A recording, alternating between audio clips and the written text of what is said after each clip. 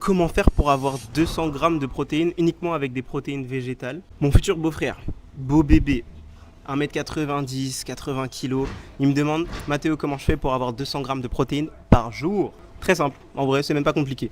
Je te dis comment faire. Le matin, si t'es pressé, on part sur ce qu'il y a de plus simple.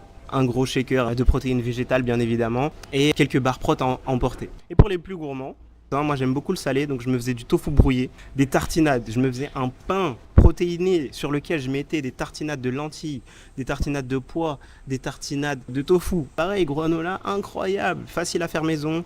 Ça te fait un petit déjeuner de gourmand. T'es facile, allez, entre 50 et 100 grammes si tu y vas vraiment. Après, ensuite, dans la journée, tu as tes collations. J'ai déjà parlé des barres protéinées, mais tu as aussi des noix que tu peux consommer régulièrement.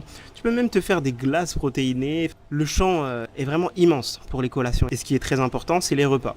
Comment est-ce qu'on fait pour les repas? Quand on fait un shift, c'est difficile de penser hors de ce qu'on connaît déjà. Donc l'idée, c'est je repars de ce dont j'ai envie de manger, ce que je connais, mais je transforme. Ma viande, je la remplace par des simili-viandes, par des PVT, des protéines végétales texturées. Les gars, là, on parle pas de 10 grammes de protéines, hein, on parle de 50 grammes de protéines au 100 sur le produit sec.